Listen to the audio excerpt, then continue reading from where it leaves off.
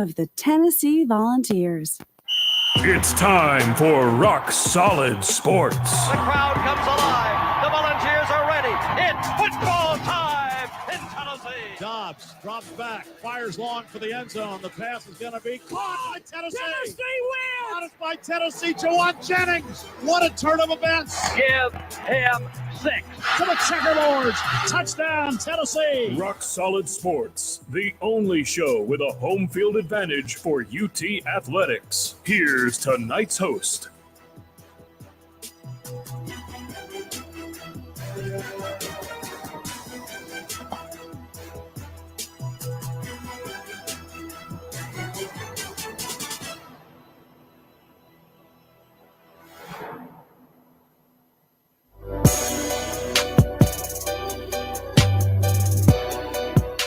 Hello, everybody, and welcome into the Friday night edition of Rock Solid Sports here on 90.3 The Rock. I'm your host, Jack Foster, joined alongside Riley Haltom, and we got Justin Clemmer in the house as well. Thought we were going to have Griffin Hadley, but he decided he doesn't like sports anymore, so he's not on the show tonight. And also, Jace Brown don't have our esteemed producer on tonight, but it's for good reason, as he's calling some high school basketball. So love to see it from my man, Jace. I know I'm going to miss him tonight. Oh, yeah. He's been helping me out big time these past couple weeks. Is he doing play-by-play? I'm not sure. Yes, he is actually. Oh, I wonder if he has like a mic ring, bang, just like a go-to. Ooh. I don't know. Hopefully he's got something in his back pocket. Hopefully there'll be some like clips on social media to where I can listen to him. Yeah, I need it. Tight. But anyway, it's December 1st, first of the month. So that's great. Sure it's one of the best times of the year. Hey, baby. December. Christmas is this month. How's everyone's Thanksgiving? It's pretty good, It's good food. Yummy and relaxing as it should be. Riley, you have a new mic tonight. And it's throwing me off a bit. It's a little interesting, yeah. But I'm a little thrown off as well. It's like you're a sideline reporter over there. You got the hold microphone. You got the handheld microphone. Should I actually hold it? No, I like the stand. Plus, Oh, we're yeah. showing off. Yeah. You're watching the stream. Rock Solid Sports. That's what it's all about. Right. Oh, yeah, baby. There.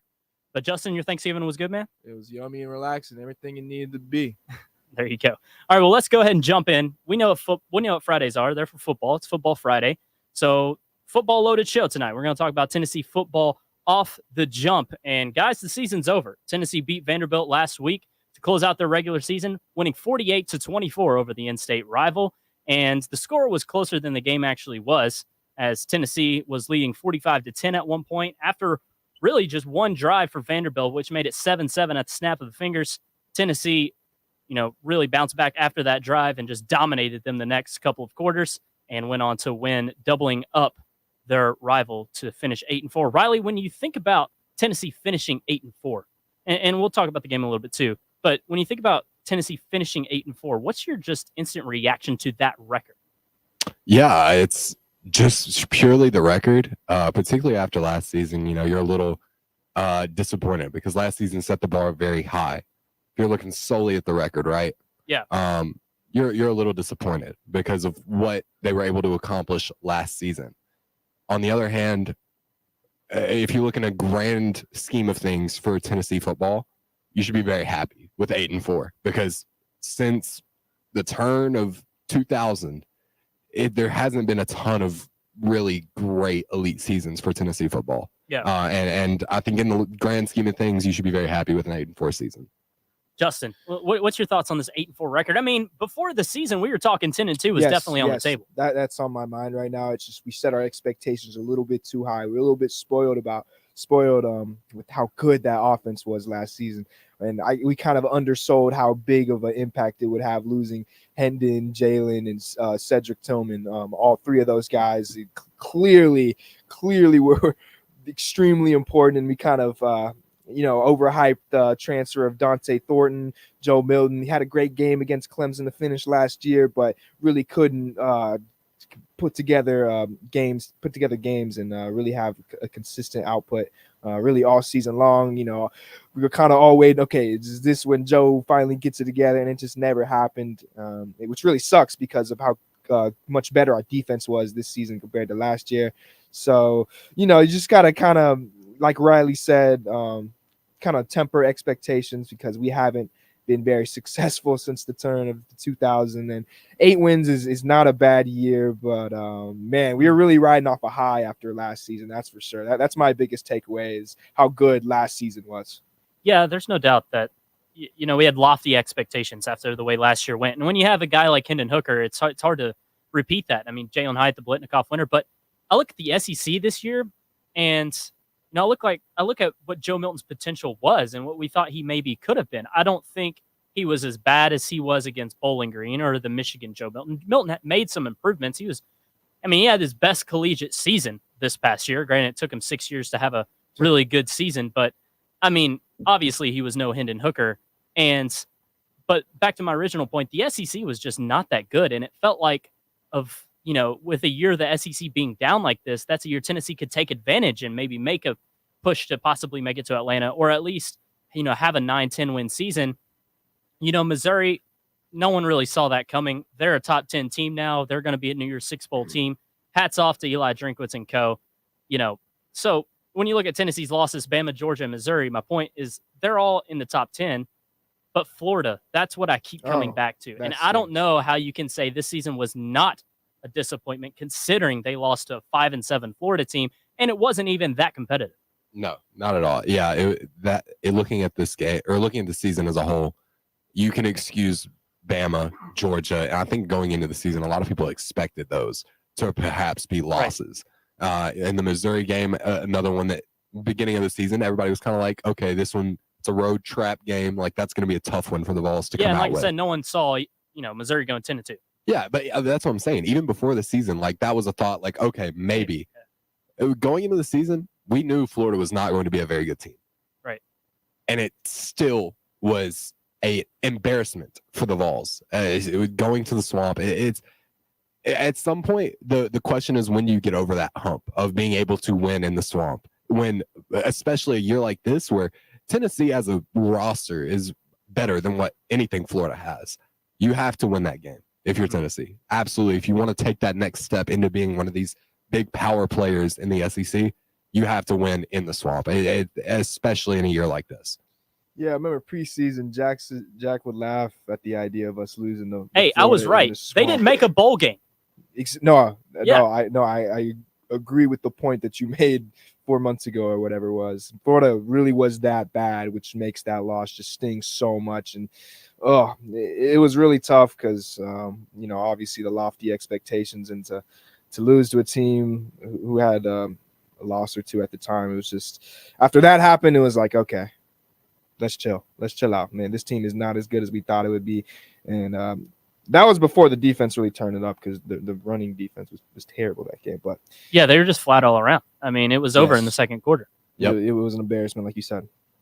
Yeah, and I think that was a trend for Tennessee's season, is the way they lost. It's not only that they lost to Bama, Georgia, Missouri. No, they lost by 29 to Missouri. They got ran off their own field by Georgia. And yeah, against Bama, they came out with a great plan. We're leading by double digits at half, but that second half, I can't remember how much Alabama scored, maybe 24 points. But anyway, Alabama blanked Tennessee in the second half. Tennessee didn't score a point, and then they lost that game by double digits. So I think the way they lost puts a sour taste in everyone's mouth for this season too, because even in their losses, outside of Bama, we all knew that they were pretty much over by halftime, Yeah, and it's strange when you watch some of the dominant wins they had, or more impressive wins like this season. Yeah. Well, what was their impressive? Dominant, they were dominant closer. Was the wrong word. They dominant were closer to 6-6 than they were 10-2. Right. Yeah. Because A&M and Kentucky were very close. Yeah. Dominant was the wrong word. I meant more impressive wins, and for me, it is those Kentucky and Texas A&M games, because A&M had a lot of hype coming in. They were supposed to be better than they were, and Tennessee had probably. I was more impressed in that game because of the defense, right? Yeah, of course. That type of defensive performance like that. Josh Heupel said it after the game on that. That's something that he hasn't done in a long time. It's a type of game that he hasn't been a part of in a long time. So that was impressive. That game was impressive for that reason. And then Kentucky, I think, was impressive only because of the way the season had played out to that point. I think the Kentucky win was impressive because of what they did early in the season when they went to the Swamp. You think about Tennessee's big rivals. You're thinking like it's Alabama, Yeah, Kentucky, Florida. Those are the teams that you're looking at when you're thinking of Tennessee's rivals.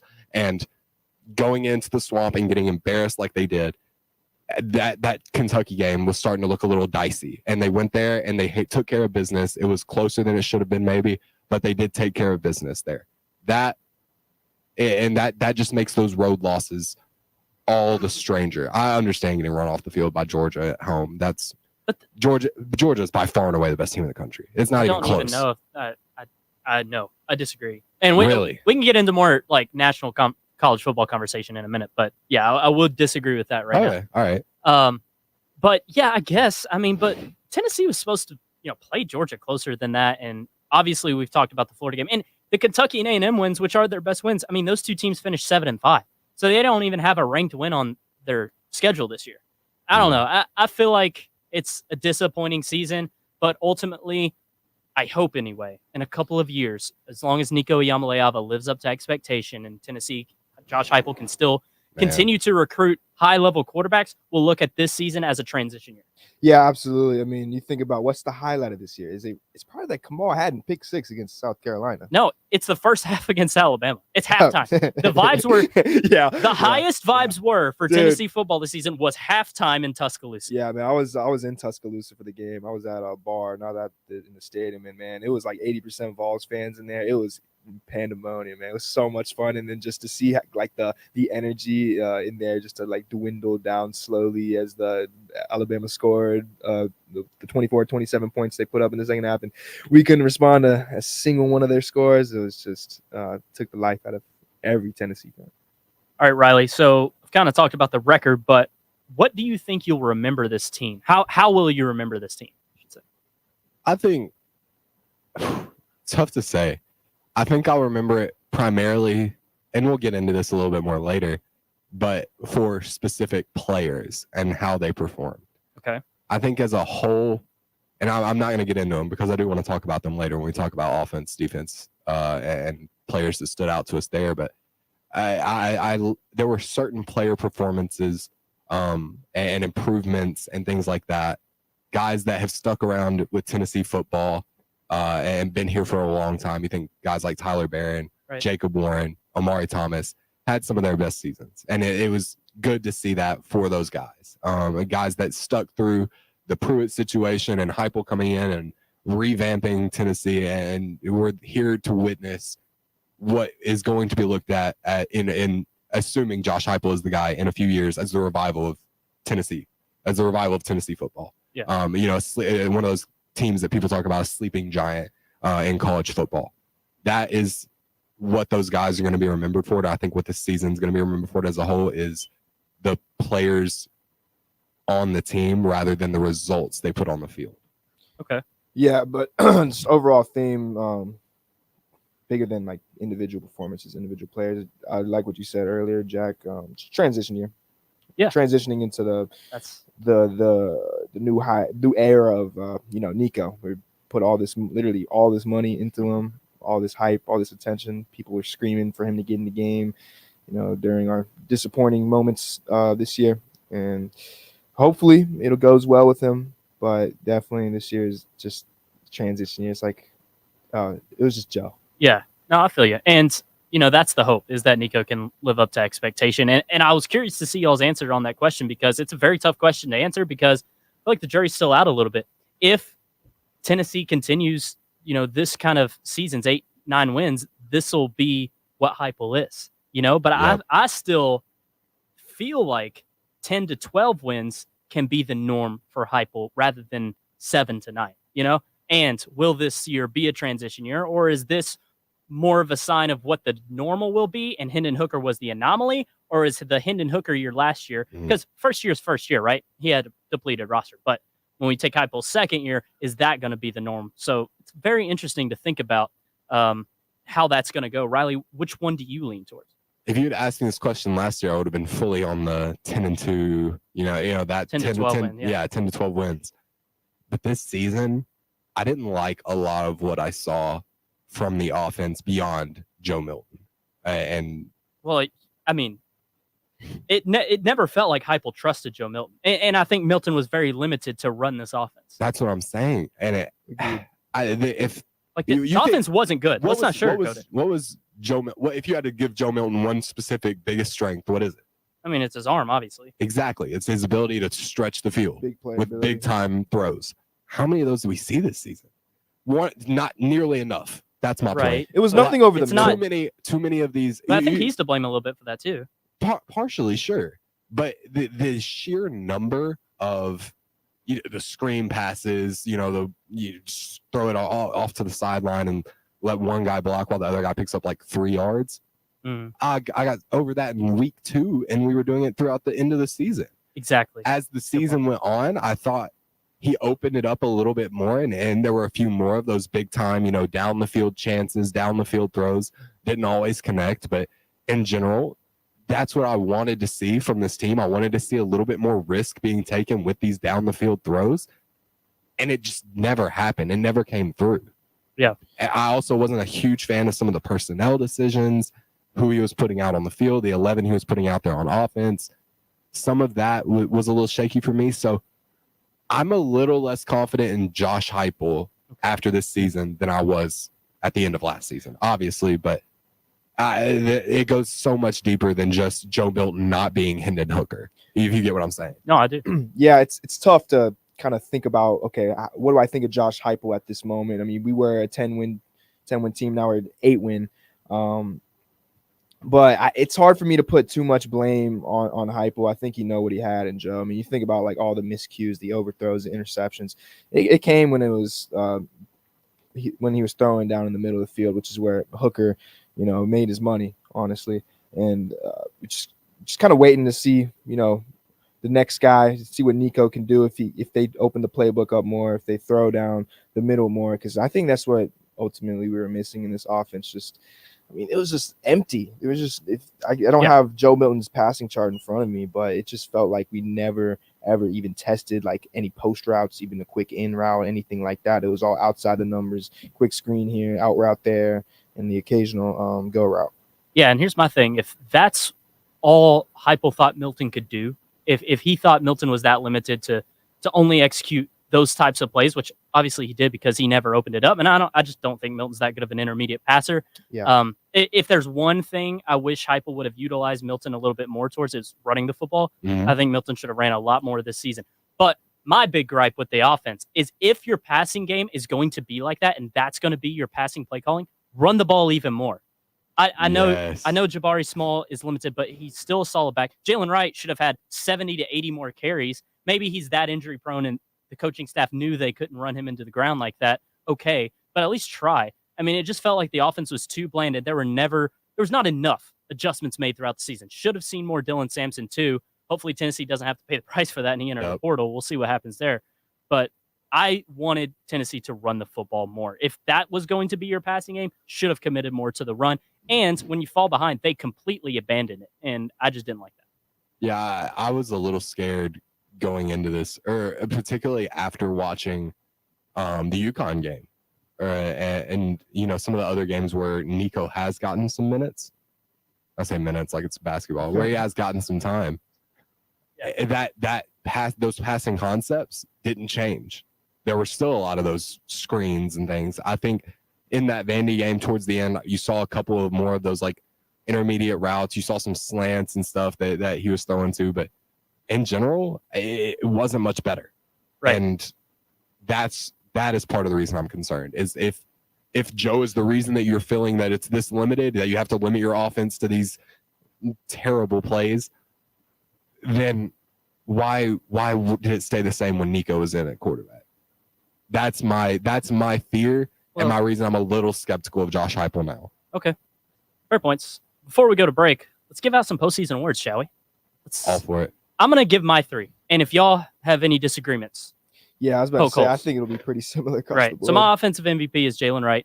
First Tennessee back to have 1,000 rushing yards since Jalen Hurd in 2015. Jalen Hurd had 1,288 yards on 277 carries, I believe. Maybe 227, something like that, in the 200s. And Jalen Wright had 1,013 on 137 carries. Dude led the SEC running backs in yards per carry. He's really good and the bright spot of Tennessee's offense. As for defense, giving the defense MVP to James Pierce. Oh, yeah. 8.5 sacks, should be an all-SEC player. And then newcomer of the year, it's a little bit of a, I think everyone wished that there would be a more clear answer for this, whether that be Dante Thornton. It's unfortunate that Keenan Pili never really got to see what Keenan Pili was capable of this year at Tennessee. But I think it's got to go to Gabe Judy-Lawley, just because, I felt he was Tennessee's best corner in the back half of the season once Kamal Hadden got injured. So just kind of by default, it's Gabe Judy-Lawley. I could see a case for Jackson Ross. I mean, he was phenomenal.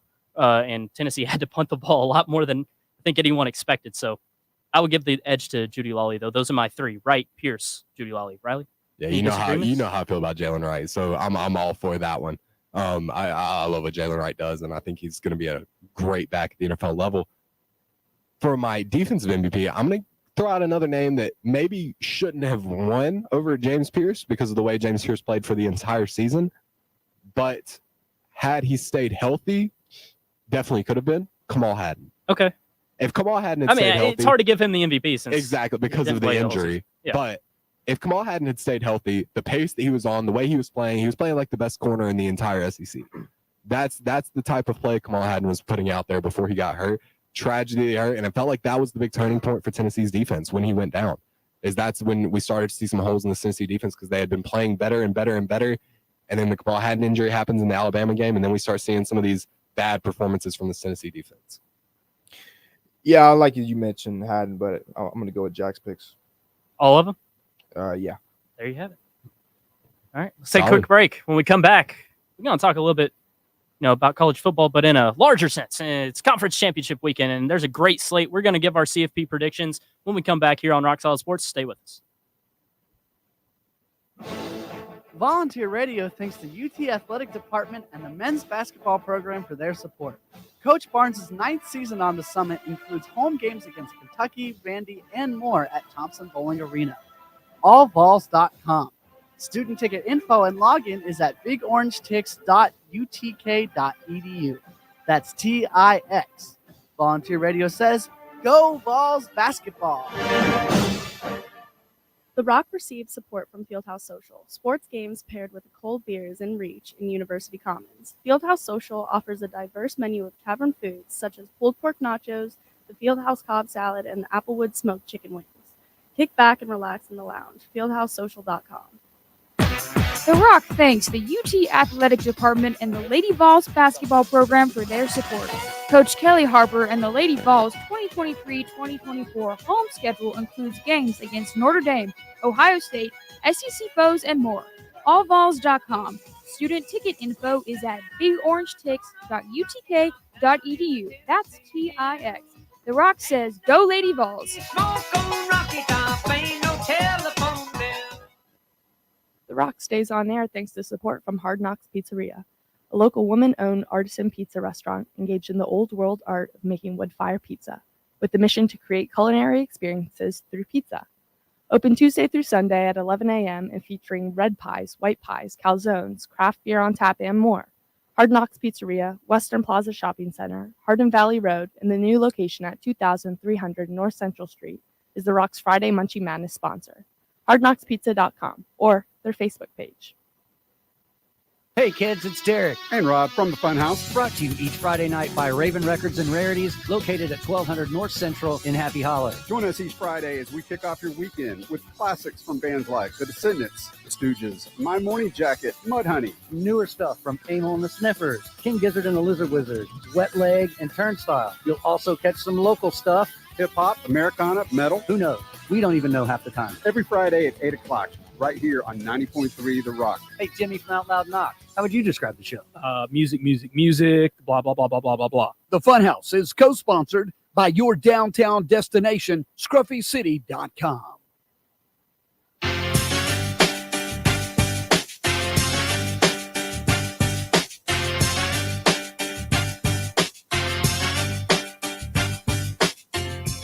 All right, everybody. Welcome back into the Friday night edition of Rock Solid Sports. I'm your host, Jack Foster, joined alongside Riley Haltom.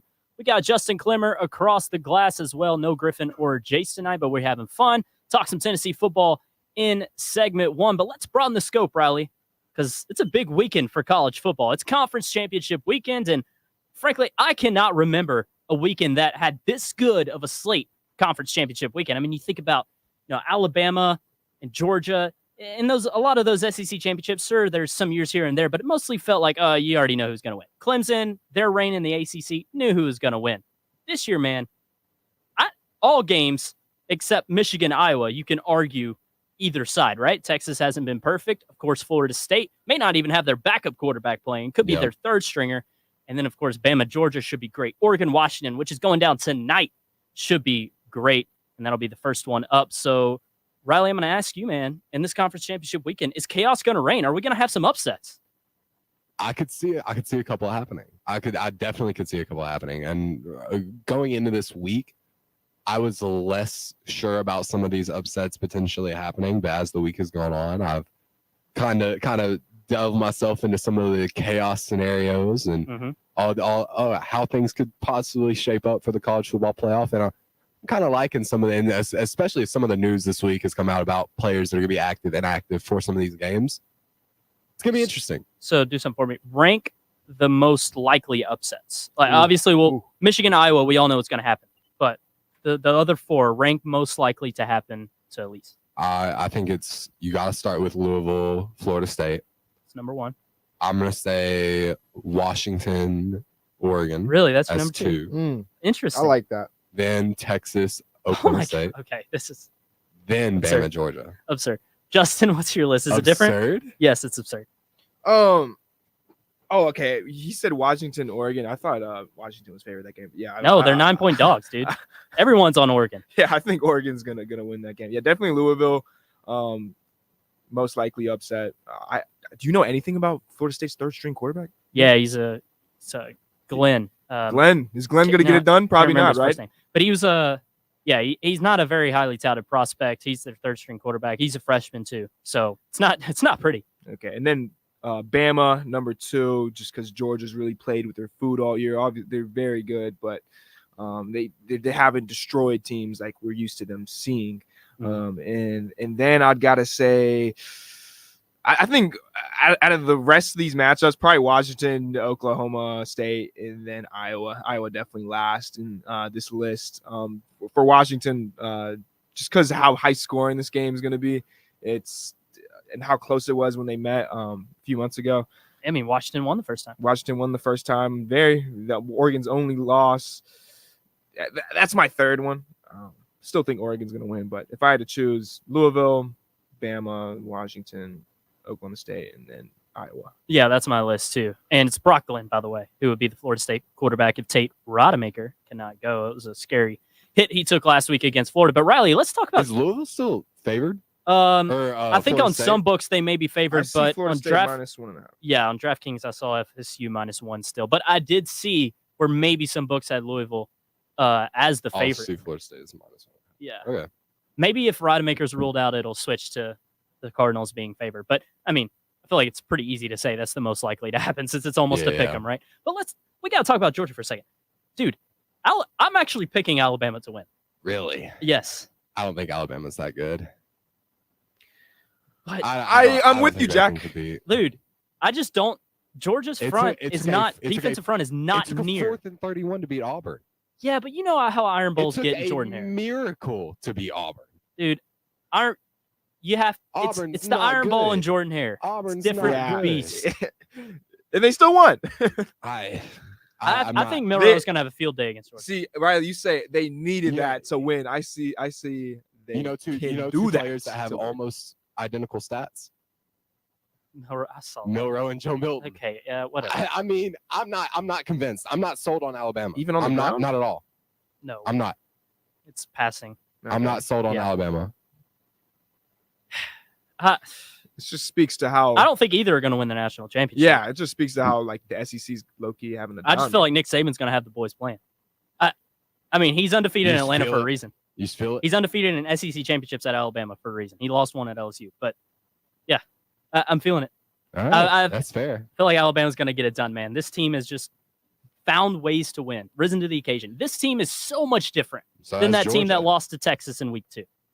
And we saw Georgia up close in Neyland, And Carson Beck was downright surgical. That guy He's dealing. is going to win a Heisman in the next couple of years. Mark my words. But I just feel like Alabama is kind of a team of destiny right now. Still don't think they'll win the Natty. They're going to beat Georgia. And it's going to be Selection Sunday is going to be amazing because if Florida State wins, that is. Because if Florida State wins, which I think even with a backup quarterback, it's a team sport. They still got really good players. I mean, Louisville just lost to Kentucky. That defense is nice. Yes. Jared Verse is a dog. Trey Benson, both receivers. If the quarterback could get them the ball, they can make plays. Man. Johnny Wilson, too. Yeah. Johnny Wilson, too. Yeah, man, they have so many players. So everyone's kind of writing off Florida State, but even if this Brock Glenn guy starts, they could, if they won, it would not surprise me. Kind of reminds you of a Cardell Jones coming in and rallying the troops with all that talent around him. Probably not. I don't think it's going to be quite that, but it's going to be messy if they do win, man, because Texas is going to win. Michigan's obviously winning. So if Bama beats Georgia, Milroe is going to have a pretty good to great game. Is he going to win the Heisman? No. What? No. No. Okay. No. Jaden Daniels he won't even go clear now. I don't know if he. No. I honestly think that maybe tonight's game is for the Heisman. Really? Nix and Penix. That's if fair. one of them just ball out, they'll win. That's fair. I think I think it could. I hope Jaden Daniels go to wins. Jaden Daniels or the winner of this game. Yeah, the quarterback. Okay. Who Right. wins this Whoever game. loses tonight is out. Yeah, Yes. I think it will go to Jaden Daniels or the winner of tonight's game. And the Heisman has kind of become, the quarterback for the best team a little bit. Yeah, a little and, bit. Yeah. And if Nix or Penix Stetson gets Bennett that award, it'll kind of follow suit. But Daniels, if we're just talking about sheer play on the field, he should win it. Dude's been insane. Yeah. So. But let's talk about college football playoff predictions. Justin, I'll kick it over to you first. What's the 4 going to be on Selection Sunday? The 4 will be, Michigan. It's going to be Bama. It's going to be Oregon. Bama gets 2? So you're saying... Oh, no. I'm sorry. I don't think it's going in order. But you do. Okay. So you are saying Bama beats Georgia, too. I agree with you. Okay. There we go. I see that. I see what you see in Bama, I think. You read the script. I saw the script, guys. So Michigan 1, if I'm going to do it in order. Michigan 1, Oregon 2, Florida State 3, Bama 4. They'll probably put Bama 3 and Florida State 4. Dude. No, they're not. So do you have Oklahoma State winning? Oh, I just don't have Texas in. Dude, Texas doesn't matter if Bama beats Georgia. Texas will get in over them. Yeah, an undefeated conference champ is going to be 3. An undefeated conference champ, Florida State, is going to be 3 over a 1-loss 4 seed. It doesn't even matter about seeding, but it's head-to-head. I don't care. Yeah. I mean, Bama has to have Florida State lose to make it. Like, they have to have another upset happen because if the other favorites win and then Alabama wins, they're still out. No SEC teams make it. Sorry. That's just how it's going to be because Texas won the head-to-head. Yep. And it would be, I mean, it feels like everything's always had SEC bias in the college football world, so maybe it would happen. But there would be an uproar from a lot of folks if Bama got in. Ohio State would have to make a lot of it potential over for drama. Bama. Sure. What are you talking about? Ohio State would make it in over Bama, I think. Even if Bama beats Georgia? Mm-hmm. Absolutely not. Yep. I think There's so. no way. I think so. No. I think so. They would not put a 1-loss Ohio State team who didn't even make it to the Big Ten title game over Bama, who just had the biggest win in college football in the last 2 years. Who's the better loss? What? Who would have? It doesn't the better matter. loss Bama has between the the two? conference championship title. Ohio State didn't even make it. I'm getting tired of all the Ohio State stuff. They're not even that good. It's going to be very tough for the committee, though. Glad Michigan won. Let's shift gears. Let's talk some Pro Bowl. My top 4, by the way. Forgot to give mine. I didn't get mine.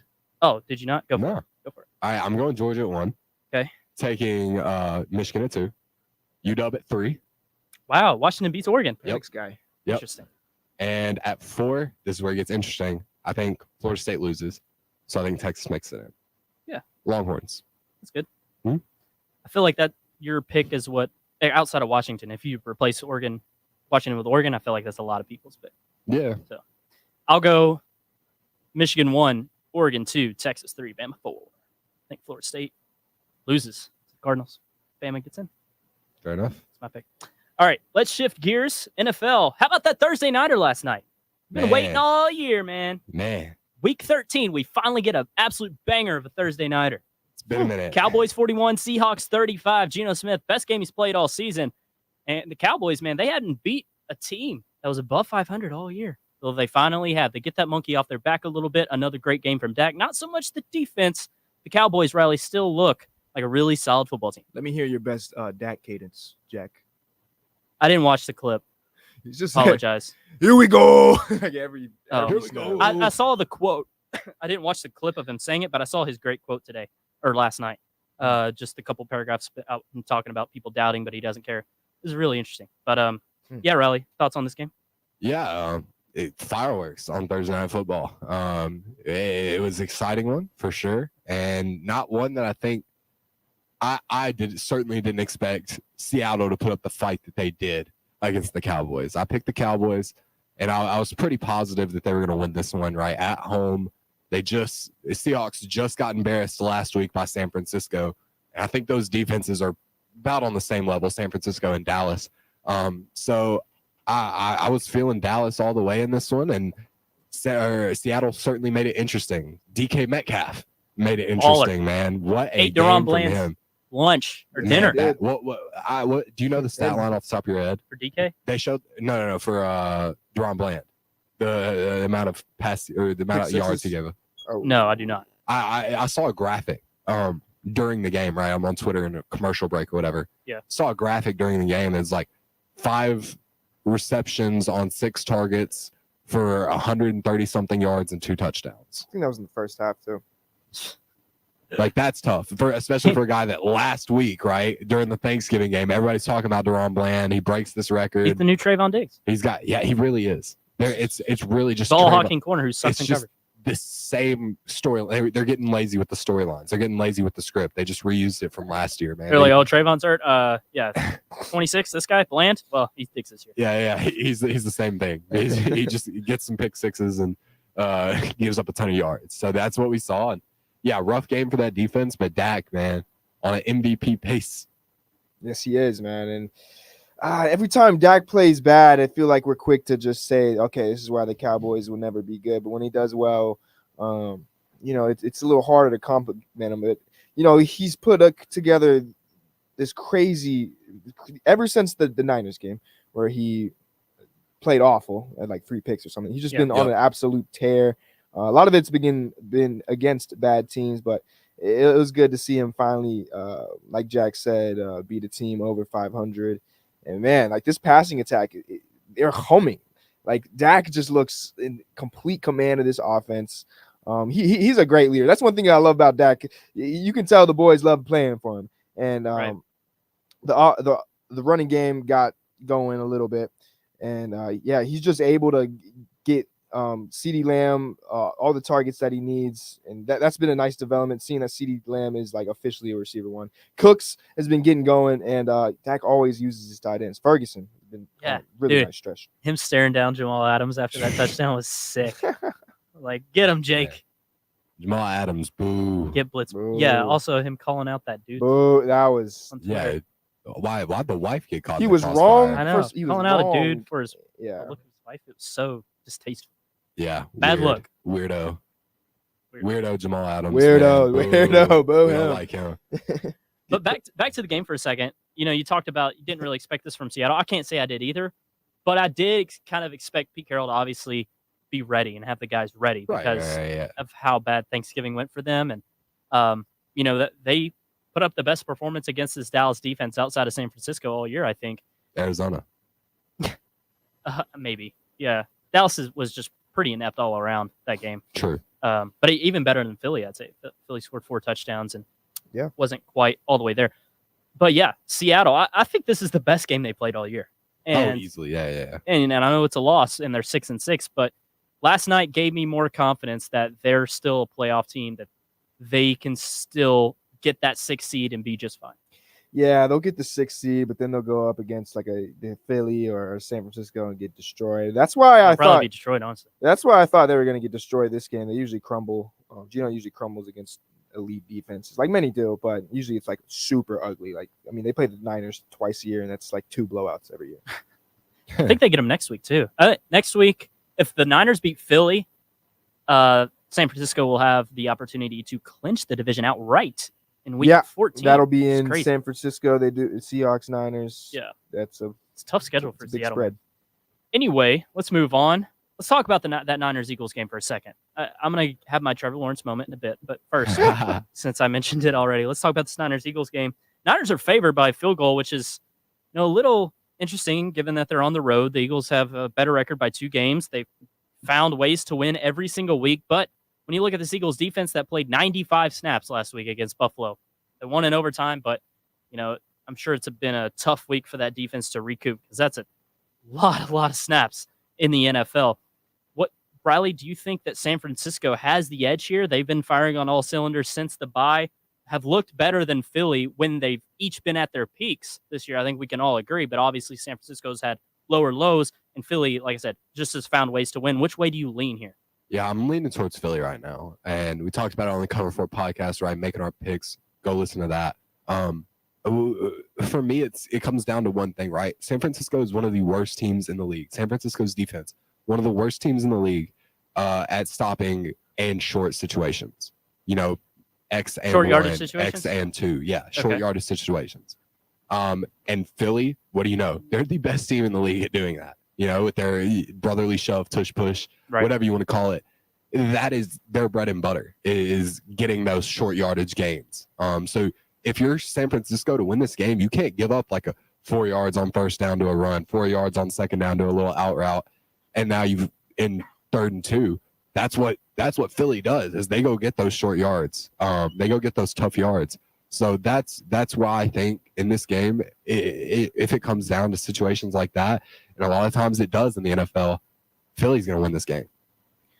Kind of feels like a time of possession game a little bit. I can see that. On the Niners side of the ball, those 2 linebackers, Greenlaw, Fred Warner, I think they're going to limit the explosive plays that Philly has this year. And you look at the other side, the Philly's defense, amazing D-line, but that secondary has been really bad. They had pretty much any team who's gone up against them has put up gaudy passing numbers, and I think Brock Purdy's going to have a great 2-3 touchdown game. Ayuk, Debo, Kittle, all of them are going to get theirs, and I think that's going to be the deciding factor in this game. Still very hard to pick, though. Like, I'm not heavily leaning towards the Niners, but of course I'm not. I mean, the Eagles are a 1-loss team for a reason, and but it's tough to just continue winning in the stretch. I mean, they've gone Dallas, Kansas City, Buffalo, now San Francisco. And it's a brutal stretch. So it feels like there's a slip up coming. Yeah, like Kansas City and Buffalo were up by 2 scores second quarter. They kind of sputtered out in the second half. Yeah. Especially Kansas City. And I think the Niners are just, if they get up a score, two scores, they're built perfectly to hold that lead. Exactly. They're a very interesting team in that they don't give up leads, but they don't come back. I feel like if San Francisco falls behind, they have limited ability to, come back and win, especially if they're down double digits, because that's just not how their offense runs. Like Justin, I think, nailed it on the head. It's a time of possession game. It's whoever's dictating how the game's going to go. And Philly has when we're talking about just sheer dog, I think they have the best one on the field in Jalen Hurts. Yep. I mean, this guy just does not get denied. But I do like San Francisco. I think the line is telling. Philly's defense has been not good at all, and Brock Purdy and co. will be able to roll. And they're not going to blow them out by any stretch, but I think they'll have the edge here. And Fletcher Cox, which interestingly enough, just got an update that he's pushing to play. That's huge, because I think if there's one area where the Niners will struggle, it's maybe the offensive line holding up. And if Brock Purdy's under duress and he doesn't have a lot of time to get the ball out, could get a little dicey. That's what happened in the Purdy's weak point. NFC Championship game. That's why Purdy struggles in some of these big games against elite defensive lines. Is once you get him off platform, and you get hit pressure in his face, he struggles to make those throws that he's good at making when he's in the pocket, calm, everything's going right for the offense. It's when things start to break down, structure starts to break down. That's where Purdy's not great. He's great within structure, outside. That's when you start to see some of those cracks, some of those turnovers happen. If Brock Purdy turns the ball over, it's going to be a quick game. Philly could run away with it. Yeah, he's not a big guy. Can't exactly just step in the pocket, take a hit all the time. And what I'm looking for in this game is how San Francisco defense plays first and second down, because you don't want to get Philly in 3rd and short, obviously. So keep 3rd down and medium to long. Yeah, and if Charvarius Ward continues to play well, I'm keeping my eyes locked on that AJB versus Charvarius Ward matchup. I don't think Ward is an elite corner, and after he kind of locked up Metcalf, people say he is. I'm not really buying it. I've seen him get dusted multiple times in the past couple of seasons, so we'll see how that matchup plays out. But boy, am I excited for that game. I think it's that's going to be the NFC Championship game. And if you throw one of them in the AFC, I think it'd be the Super Bowl. It's the best two teams in the NFL in my eyes. So it's going to be a doozy there, 4:25 Eastern time on Sunday. All right, Riley. Also a crime that's not the primetime game over Green Bay, Kansas City. Yeah. Crime. But that's just primetime games, I guess, now. Yeah, I'm not sure why. That's what I'm saying. They could have flexed that weeks ago. Because they had to have Collinsworth call the Chiefs game. I guess so. Man, how special is this guy? I mean, just count the time. Just count the times Collinsworth says, "Only Mahomes." Like, it's gonna be at least the line's 5.5. So, dude, I love Collinsworth. I do too. I'm excited to see that. He's been on one this year. He and Al Michaels both. I know they're not together anymore, but it feels like they've both been more laid back this year. Maybe it's just the old age, but they've been a blast this year. Okay, Riley, it's time. Oh Lord, it's time to crown. It's time to crown the man. Oh my God, everybody's darling. The past 2 months, it's been C.J. Stroud. Oh, how good is this guy? Oh, he's the next big thing in the NFL. Oh, the Texans are going to be the best team in the South for years to come. He's a rookie. Oh my goodness, this rookie. He's already a top 5 guy. Well, he couldn't beat Trevor Lawrence in his own place. And Jags still own the South, Riley. Sorry about it. 2-game lead. Trevor won the head-to-head. It's time to put this conversation to bed. Trevor's still ahead of CJ right now, and the Jags are just that much better. I mean, CJ beat Trevor in his house too. Yeah, well, he smacked him. Not even close. Listen, it's very the close. book wasn't out on him yet. That's what I've been saying, man. Once the book gets out on a guy, they got enough tape for this game. Yeah, the Cinderella story comes to a close. Yeah, the book was out on CJ Stroud. They're 0-2 going. And Trevor Lawrence, second half of the season, he's on the roll right now, and he was on a roll last year, second half of the season. Dude is a top 3 quarterback in the second half of the year. You said that this happened last year too. Right? Baller mentality. If only Stroud also played kicker to tie that game up. 58-yarder. Get more downfield. That was his fault. He screwed up. They missed a kick earlier in the game. He screwed up that last drive. They missed a kick earlier in the game. What's he doing? Chunking the ball 40 yards downfield on 2nd and 3rd down. Like, get yardage. Make it easier to convert. You're not in field goal range yet. You can't be taking those chances. Trevor doesn't do that. They missed it. Trevor also. You know what he does? He converts. Trevor throws picks. Yeah, well, he wins. Like he did in this game. Well, he won the game. Who won? Scoreboard. Who lost to Carolina? We see who won. Who's ahead in the standings? Yeah, Trevor's.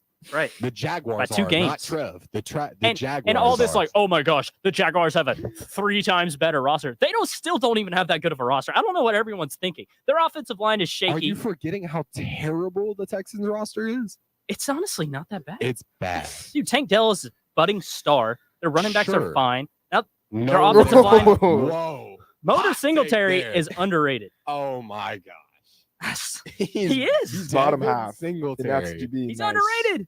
No, he's not. Bottom Bills half never is utilize him correctly. And when the Texans have this year, he's balled out. But they haven't. They got. And maybe they haven't because he's just not good.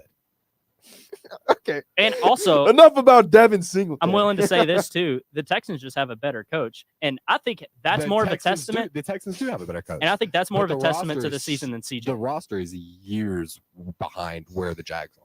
Yeah. No. Yes. How many Pro Bowlers does the Jags even have? Okay, 3? this Not is so great. 3? Jack's just been. But the Texans have borderline like second string guys playing starting position. Y'all are just trying to make the weapons and the defense and the coaches around these 2 quarterbacks as bad as possible. I mean, yeah. to pen up the QBs. It's hilarious. Like, no, this position group is worse and this coaching staff is worse. It's hilarious. Like it was a 3-point game. I think Trevor Lawrence is a borderline top 10 quarterback in the elite. I think he's a borderline top 10 quarterback. But you're in the already league. anointing Stroud as top 5 over here. I think Stroud is borderline top 5. That's Justin. Please tell him he's crazy. I gotta have the list in front of me, but Trevor's most definitely top 10. Yes. See? I think there's an argument to be made. If Herbert's top 10, then so is Trevor. Yeah, and Trevor also beat him in the playoffs. Head-to-head matchup does not matter when we're talking about which quarterback is better. But Herbert's been around for a while. Still no playoff. Then why do we say Brady's the GOAT? Not because of head-to-head. I can get with that, Jack. I can get with that. It's because of wins, right? Get with that. It's because of wins. I can get with that, Jack. Head-to-head It's wins. because of wins. That's the only reason Brady's the GOAT. If it was not because of wins, he wouldn't be. Or longevity, by the way. He got all his stats because he played till he's ancient. Okay, longevity is a big Played reason. 7 more seasons than cool. Peyton. I like Longevity is a longevity. big reason. Longevity, you do that by yourself. That's what I'm But saying. still, Brady's the GOAT because of wins. Not entirely. It's longevity. We don't even argue Breeze as one of the top 5 all time, but he's up there with stats because of longevity. But you know what? Doesn't have the wins. That's not why people. And don't that's talk why about- people don't argue Breeze is top 5. It's because everyone looks to wins first. That's the facts. But that's not how you compare two quarterbacks. Is head-to-head who won the head-to-head matchup this year. When Trevor had to have it, he had it. When CJ had to have it, he didn't have it. It's pure and simple. CJ won a game. Hey, fourth quarter against stat. Trevor this year. Fourth quarter stats are huge. But who won the one that mattered? When you look This at- was for the division. Yeah. And who brought it on the road Oh my and got the job done? I mean, a lot of Oh times my it is, gosh. you look at two quarterbacks, it is about the narrative. Who stepped up, not just in the game, but in the fourth quarter? Who put that drive together to, like Jack said, complete the comeback, win the game, win the ball game. Exactly. And Herbert's not very clutch. So. Yeah, Herbert's not clutch. CJ Stroud isn't clutch Okay. Okay. Okay. when it matters. They should Sure. not have 6 wins. They You should see- have you 2. see how the Jags fans saw one other good quarterback finally arrive in the AFC South, and now he's feeling threatened. He's like, I have to stake my claim. Trevor Lawrence is the That's best true. No, quarterback in that's- the AFC South. Riley's Not 100% even right. close. Stroud's terrible. He is top 3 in the Riley's got you on that NFL. one. Like, All right. So, yeah, obviously, I'm being a little over the top. CJ Stroud is awesome. I'm not trying to say he's not, Yeah. but Lawrence is still better right now. I don't think so. close. And there I is a think- gap. I think it is. I think it's close. I think they're both in this like tier 2 set of quarterbacks that are all kind of Lawrence fighting is. for a spot. Stroud's on his way. Stroud is there. And they're 1-1 Certainly. against each other. Now, like They tier 2 is like the Cousins, the Dax, the Trevors. I think they're all together. The Josh Allens now. No, that's like you said Cousins. I feel like the Kirk Cousins variants are kind of like in a tier 3. I think there's a step in between them. Fine. All right, Dak, Trevor. That's a tier right now. Tier 2. And CJ. No. Yeah. He's with Tua. He's not with Tua. He's with Tua. Don't do that.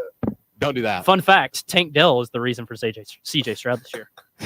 Not the other way around. Yeah. Not the other way Calvin around. Ridley is the Fun reason. fact. Calvin Ridley is the reason for Trevor Come Lawrence on, we all this know year. Calvin Ridley's been a major bust. Well, not major, but largely been very inconsistent. And he's only good when Zay Jones plays. Evan Ingram. Weird. Evan Ingram's just a tight end. Zay He's, Jones. he's, Hey, he's man, a jack. CJ's counting stats are a lot better than Christian Kirk. Trevor's. Yeah, it's okay. I'm done. Yeah, We gotta I move on. can move on too. All right. Before we go to break, give me one bold prediction for the rest of the season. One hot take. Give me the hottest take you got. Boldest prediction you got for the rest of the season. Can be this week. Can be anything regarding the NFL. It's kind of broad. You go Yeah, first. anything. All right, I'll go first. Yeah. I'm excited to say this. Talking about the Chargers a little bit. Chargers lose to the Patriots this Sunday, and Braden Staley's fired on Monday. I hope that happens because I do think Herbert's really good. Yeah, and Staley's holding him back. My bold prediction. It's between two teams right now. I think the Bills go on a run and make the playoffs. Dude, they looked so good last week. That's what I'm saying. They should have won. It was Gabe Davis, yeah. brutal.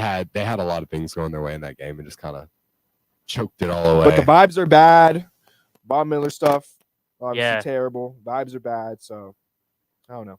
But the talent's there, so I'm gonna go with that because they're not a 10 seed. I think we they're. were talking about this cover 4. Yeah. Pittsburgh, they're in the wild card spot. Negative 23-point differential. Buffalo, 10th seed, plus 101 point differential. Look, man, I think Buffalo's the top 7 team in the AFC, but it may not matter just because Yeah. they've lost too many games they shouldn't have lost, and it'll bite them in the end probably. Schedule doesn't let up either. Riley, you have a hot take, bold prediction at all? I'm gonna say Kansas City goes undefeated for the rest of the season, locks up first seed in the AFC. Is that bold? I don't know. They got the Bills. Come on now.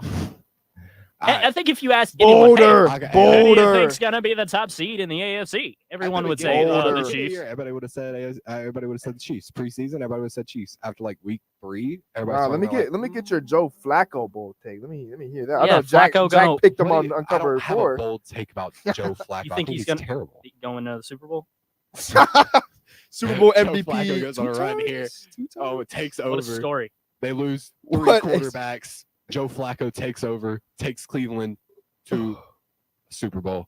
Cleveland. No bold predictions. You've been awfully big on Lamar and the Ravens. No bold. I think if you were to say they made the Super Bowl, it's bold. Oh, okay. Oh, Yeah, yeah, I was that's thinking not more. Super Bowl, I was if you thinking think more of that's regular bold, then season. I think yeah. that's bold. If you think that's bold, then yeah. Talk they're about my a quarterback Super who Bowl never has it when he has to is Lamar. pick. Oh my gosh. If that's a bold prediction, my bold prediction is the Super Bowl is 49ers, which is not bold, but also the Ravens. Gotcha. All right. We got to take a quick break. When we come back, we're going to give our lock and upset for Week 13 of the NFL slate here in a minute on Rock Solid Sports. Bears Southern Professional Hockey League team for their support. Their 2023-24 home ice season from October through April includes games with Fayetteville, Huntsville, Roanoke, and more at the Civic Coliseum downtown. Single game and season tickets at KnoxvilleIceBears.com. Rock Solid Sports features Ice Bears Wednesdays with news and updates. Volunteer Radio says, "Go Ice Bears!" The Rock thanks the UT Athletic Department and the Lady Vols basketball program for their support. Coach Kelly Harper and the Lady Vols 2023-2024 home schedule includes games against Notre Dame, Ohio State, SEC foes, and more. AllVols.com. Student ticket info is at bigorangetics.utk.edu. That's TIX. The Rock says, "Go Lady Vols!"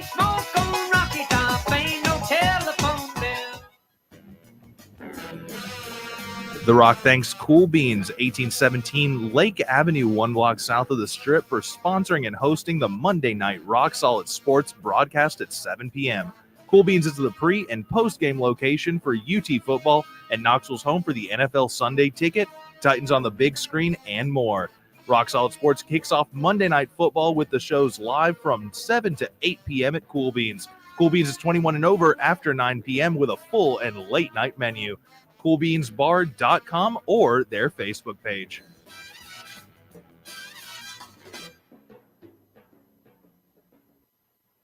Hi, this is Derek and Rob from the Funhouse. It was brought to our attention that our show and the things that we do could be seen as childish and not funny, sophomoric, vapid, stupid, and a complete and utter waste of time. We strive to bring you the most entertaining radio that we're capable of each and every week. So won't you please continue to support us and the station? Tune in every Friday night from 8 to 10 p.m. only on 90.3 The Rock. The Funhouse, syphilis free since 2013.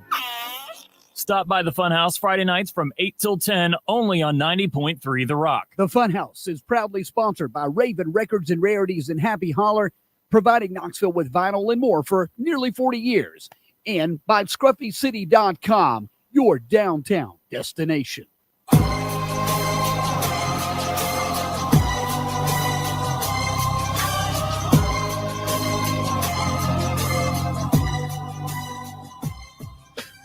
All right, everybody. Welcome back into the Friday night edition of Rock Solid Sports here on 90.3 The Rock. I'm your host, Jack Foster, joined alongside Riley Halton, who's producing tonight, bringing the music down beautifully on Thank that you. comeback. Thank you. We got Justin Clemmer across the glass as well. It's my penultimate show tonight, boys, so only one more to go. Don't That'll even be say next that, week. Bro. Don't even say that. It's going to be a doozy, so Wait, what? yeah, next week's my last show ever, brah. Ah, man. Hey, we got a special thing for you on the Cover for a podcast. We'll tell you later. Okay, sounds good. But yeah, 2 weeks till graduation. Vibes are high. 2 weeks from today, actually. Not for us, man. We're sad. We're happy for you, but we're also sad to see you go. Nah, Should have taken more summer classes, bro. I did. I took too many. I'm trying to scramble to find classes to take. All right, let's give a lock and upset for week 13. Justin, you want to go first? My upset, Titans over the Colts. Titans haven't lost in Nissan Stadium all year, and I think it continues. Lock of the week, Dolphins of the Commanders. Riley? Yeah, I'm said it earlier, Philly over San Francisco for my upset because San Francisco is favored by 3. For a lock, give me Detroit over New Orleans. I think they bounce back from a terrible showing on Thanksgiving. As Bryson Wright, our good friend, always likes to say, it's not Thanksgiving until the Lions lose. And I think it's not Christmas season, right? Until the Lions lose on Thanksgiving? Right. Yeah. That's what he said. It's not Christmas until the Lions lose on Thanksgiving. Right. That's right. Yeah. But they bounce back this week. All right. Love it. My lock is the Jags over the putrid Bengals on Monday Night Football. Be sure to tune in the minicast there. And then my upsets will be the Browns over the Rams. I just don't think the Rams are that good, and then Flacco's going to ball out a little bit. Jack, I was really close to picking the Browns on cover 4, but I think Myles Garrett might be out. But I think Flacco puts up a big fight. There we go. Love it. Love it. Flacco's going to get it done. All right, that'll do it for this Friday night edition of Rock Solid Sports. Going to hand it over to the Funhouse here real quickly. And everybody, peace. Have a great weekend.